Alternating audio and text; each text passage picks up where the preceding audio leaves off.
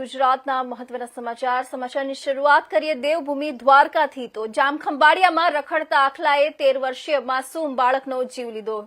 ધરમપુર વિસ્તારના મુખ્ય માર્ગ પર સાયકલ લઈને જઈ રહેલા બાળક પર આખલાનો જીવલેણ હુમલો।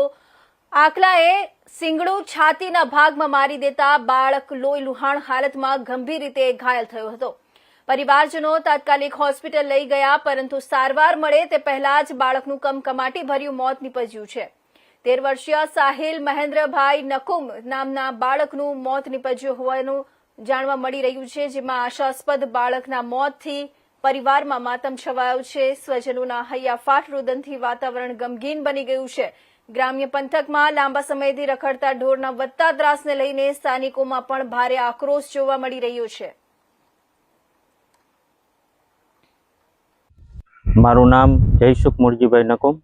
મારો ભત્રીજો સાહિલ ઉંમર વર્ષ 13 જે રોડ ઉપર સાયકલ લઈને જતો હતો, એ દરમિયાન કુટિયા દ્વારા તેને શીંગડું ભરાવી અને શીંગડું ભરાવતા તે રોડ ઉપર પડી ગયો અને શીંગડું અંદર સુધી ઘૂસી ગયું હતું। જે દરમિયાન અમે તાત્કાલિક ધોરણે પ્રાઇવેટ વાહનની અંદર પ્રાઇવેટ હોસ્પિટલમાં લઈ ગયા। ત્યારબાદ તેને સરકારી હોસ્પિટલમાં રેફર કરવામાં આવ્યા, જ્યારે સરકારી હોસ્પિટલમાં તેને મૃત જાહેર કરવામાં આવ્યા। મારું નામ મહેન્દ્રભાઈ।